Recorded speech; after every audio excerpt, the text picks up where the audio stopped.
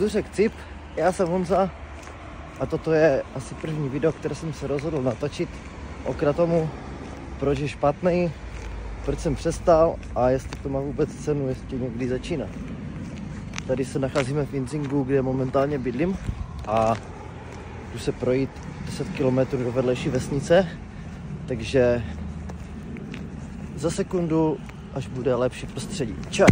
Tak, já si myslím, že by se to teďka dalo, protože tady chodí moc lidí, pořád tady někdo chodí na procházky. Máme minus 6 stupňů a jestli tohle video bude mít úspěch, tak začnu natáčet prostě celkově, co tady dělám v Rakousku, proč to tady dělám a jestli jsem měl někdy chuť začít prostě nový život úplně někde jinde, ale to třeba někdy jindy. Tak už jsou všichni pryč, nevím proč, ale jak jedu kolem lidí, tak já to nemám rád, potřebuji být prostě sám, abych se mohl v klidu soustředit na to, co říkám. No, takže se vám teď budu snažit říct něco o tom kratomu konečně, protože byl rok 2018, 2019, když jsem byl na GLSku v Česku a muselo se pořád volat zákazníkům, každou minutu jsem prostě volal: dobrý den, přijďte si pro balík, halo, dobrý den, halo, dobrý den. A z toho byl prostě člověk vyčerpaný a potřeboval prostě takový detox. Ale ne, mi prostě kolega řekl: hej kámo, dej si kratom, to je dobré. Říkám, co je to kratom? Vůbec nevím, co to je jako. Tak jsem to po týdnu přemlouvání zkusil a normální dávka je mezi 1,5 až 3,5 gramy, ale ten blázen mi namíchal rovnou 5. A kratom, to je vlastně zelený strom z Indonésie a hodně se to teďka rozšířilo. Každý o tom točí video, já vím, že tady je hodně videí o tom, každý je závislý na tom, já jsem byl závislý 5 let, jak už jsem takhle počítal. A je to těžké s tím přestat, když začnete, protože v kratomu je nějaké určité procento mitriagininu. Mitriaginin je látka, která se váže na mozkové receptory a hned po první dávce se vám změní chemie a pokud máte slabou psychiku, tak to nedáte. Každopádně je to dobré vzít si to na energii, třeba já nevím, v půlce dne, když máte největší pracovní vytíženost. To má největší efekt právě, když jste hodně unavený, protože vám to udělá takový boost. Do 1 hodiny vám to prostě zvýší dopamin rychle, něco jako káva, ale je to asi 5x, 10x silnější. Do 20 minut cítíte euforii, potom nástup energie, máte energii prostě na celý den. Jsem si říkal, jo, to je dobré, tyjo, hej, byl jsem naspidovaný, byl jsem prostě hotový z toho. Když si to dáte třeba jednou za 4 dny nebo jednou za 5 dní, tak je to fajn. Ale když si to dáte prostě 2x denně, 3x denně, 4x denně, někteří borci, já znám týpka, co mi ukazoval sáček 250 gramů. Mám na jeden den, more. Super, pecka.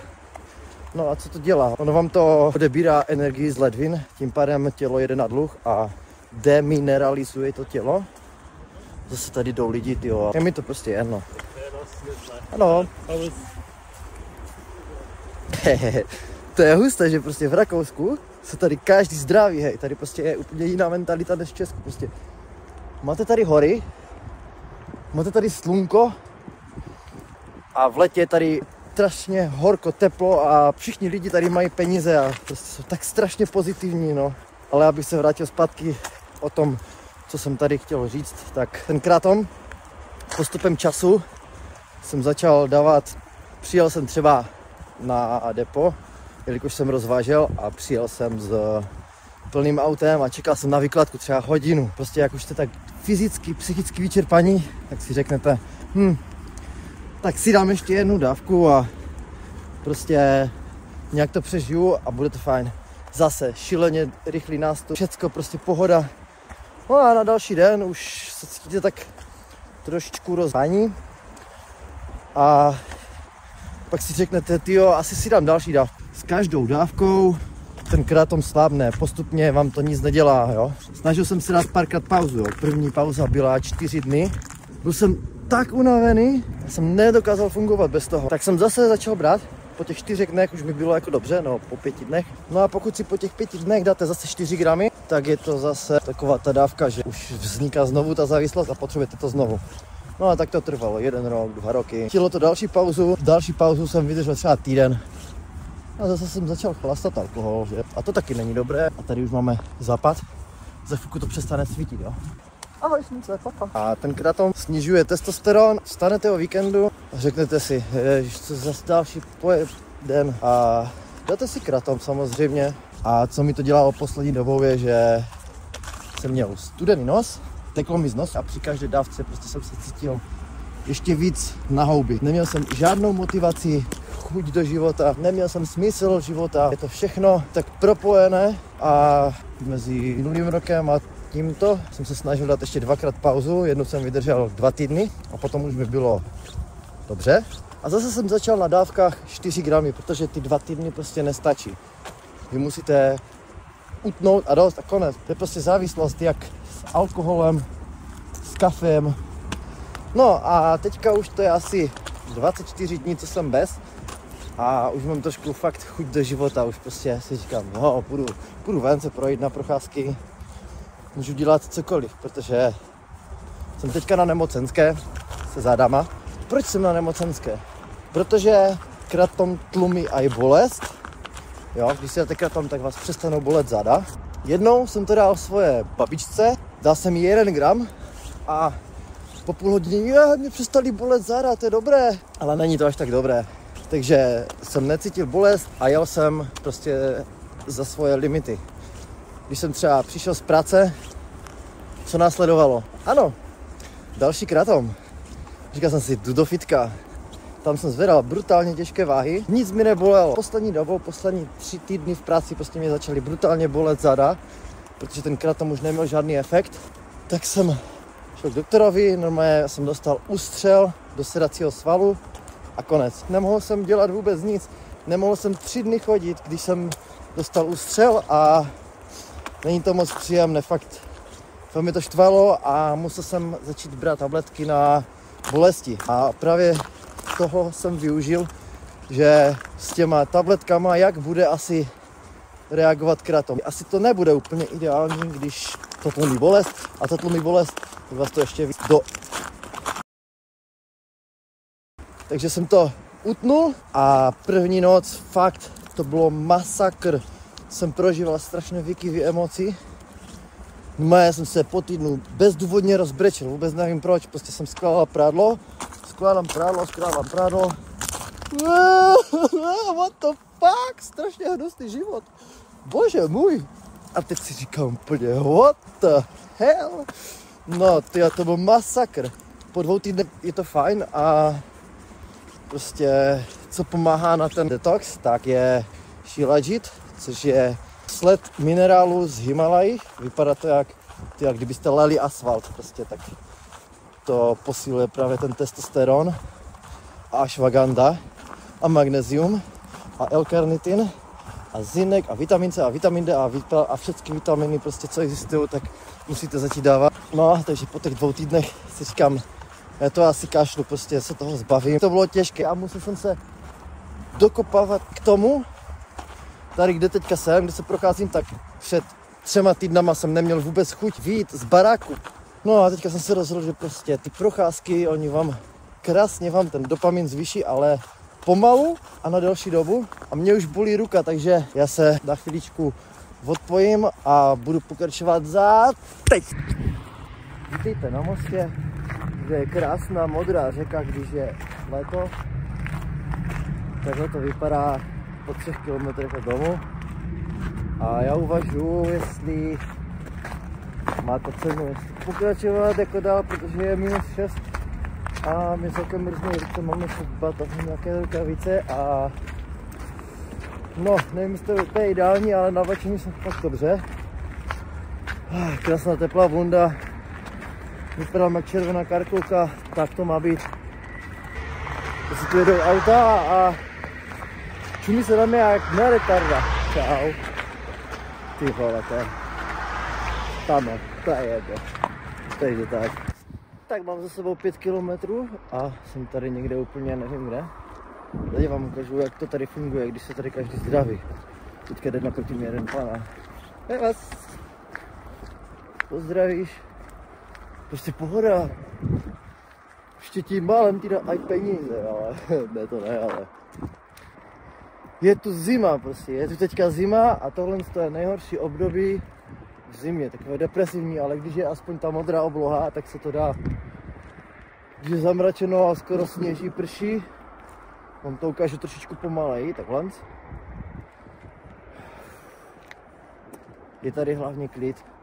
Vůbec žádné auto tady nejezdí, že? Tady hned vedle dálnice, pohoda. Tak to má být. A tam je vesnice, jmenuje se Telfs. A minulý rok jsem tam rozvážel a bylo to masakr. Ale byla to nejlepší trasa, kterou jsem kdy měl. Prostě jak jsem se tady dostal, vyhodili mě z DPDčka v Česku samozřejmě, protože jsem byl na tom kratomu a dělal jsem. Když jste na kratomu, tak je vám prostě všecko jedno. Tyjo, budu tvořit něco, ale když jste na kratomu, tak to vypadá sněh takhle. Prostě se úplně nejde a mluvit takhle. Prostě. Takže jsem začal točit blbosti na Instagram a tak. A na Facebooku je skupina, která se jmenuje Balikáři. A tam jsou lidi, kteří jsou ve vedení. A nahlásili mě. Já jsem tam dal nějakou fotku skeneru. A na tom skeneru byla napsána zpráva: hledá se kurýr, který polepil auto se vzkazem parkuješ jako píp. Tak jsem to tam dal a oni to brali jako zveřejňování informací. Říkám, dobrý, no. Takže jsem neměl 2 týdny práci a nějaký random týpek, zdravím tě Filipe, mi napsal na Facebook: čau, hledáme nějaké kurýry, kteří chybí tady v této firmě. Je to firma UPS, tak jsem neváhal a říkal si, jo, tak já to zkusím, nemám co tady v Česku, co tady budu dělat, tady je na houby plat, bylo mi slíbeno asi ze začátku 1800 euro a po nějaké době třeba 2300, což je celkem slušné, ale tolik jsem měl i v Česku. Ale byl jsem v té práci celý den, to taky není good, takže tady bylo aspoň méně práce, víc času, takže jsem měl aspoň ten čas na to fitko a jsem se zbalil a odjel jsem. Jako nelituju toho, protože je to dobrá zkušenost a kdykoliv se můžete vrátit domů a zároveň se můžete kdykoliv vrátit zpátky, protože UPS v Rakousku, oblast Innsbrucku, je to asi 150 km od švýcarských hranic. Na té UPS vždycky chybí lidi, protože tuhle práci nikdo nechce dělat. Žádný Rakušan vám nebude dělat takovou stresovou práci, oni se tady vůbec nestresují, ti Rakušani mají pohodu. Podívejte se, jak tady jsou krásné baráky. Já jezdím kolem těch baráků a to je prostě 10 milionů, 5 milionů, 3 miliony, to je tak zhruba, to počítám. Každý tu má peníze, když jsem tady přijel a co se stalo? Týpek mi říkal, hej kámo, no, to je sice trošičku problém, jako smlouvu mít budeš, ale nemáš kde bydlet, protože manažer slíbil ubytování a ono to ubytování prostě ještě není. Ještě tam je prostě týpek a on měl odejít, se to nějak zvrtlo. Tak jsem domluvil s tím týpkem, že budu bydlet u něho v Kumbalu, 1 na 2 metry. Tak tam jsem si dal deku a spal jsem na zemi. 3 týdny nebo 2 týdny jsem spal v Kumbalu 1 na 2 metry, tyjo, to bylo strašné. První den jsem spal u něho na gauči, ale problém byl, že má 2 kočky a ty kočky celou noc vám chodí po hlavě, furt vám tady lítají, to je takové na hovno, ne? Tak jsem říkal, no já jsem byl tak nevyspaný, já jsem za tu noc naspal 1,5 hodiny, takže to bylo strašné a radši budu spát v tom Kumbalku a budu tam mít sám a budu tam mít okno hlavně. No a po nějaké době jsem začal bydlet v apartmanu, kde bydlelo třeba 5 dalších lidí, každý měl svůj pokoj, ale všichni tam byli kuřáci a já jsem jediný nekuřák, já nesnáším cigarety, smrdí to, je to hnus. Nečekaně hora. No tak jsem bydlel rok skoro v apartmanu prostě s dalšíma lidma. A tak jsem si postupně zvykal na ten strašný život. No, ani to tak není úplně tak strašné, musíte s tím tak naložit a když se uskromníte, tak to jde. No a spal jsem na zemi, protože už jsem tu dobu měl problém trošku se zadama. No, když spíte na zemi, tak se stvrdne páteř, se vám tak co celý trošku, ale potom tomu po to delší době užívání to už tak nějak nefunguje. Jsem se trošku zadýchal a rozmluvil, což je celkem fajn, protože jsem nemluvil takhle před kamerou, ale hodně sleduju ty youtubery, co natáčí, tak jsem si říkal, můžu být jeden z nich, protože to je celkem cinkačka, mám to jeden youtuber 100 000 měsíčně jenom z YouTube, tyjo, ale to bych musel mít aspoň 200 000 odběratelů. Typek se na mě nedíval, pohoda. Můžu jít dál, ale fest už mi bolí ruka, je to takové posilování na ramena. Takže si dám trošičku pauzu a za chvilku. Ale tady je fakt hezky, tyjo. Fakt jsem tohle tam musel zabrat, ale nevím, jestli se mi tam chce, protože už to je asi 5 kilometrů nebo 6, já už nevím ani. A to je ještě nějakých dalších 3, 4, co já vím, ale je to tam někde a tam jsem právě chtěl jít. A co je na tomhle tom natáčení nejtěžší? Nejtěžší je asi, že budete potřebovat 2 powerbanky, protože Apple tak rychle vybíjí, to je hrozné, už mám 60% a odcházel jsem třeba z 85. Ale když se to točí, tak pořádnou kameru. Nádhera. Už mám nachozeno asi 5 kilometrů a tam je vesnice, kde jsem rozvážel a nevím, jestli se mi tam chce. Protože už mě začínají bolet nohy a tak, takže se tady otačím a jdu zpátky, dívej, tam je kůň.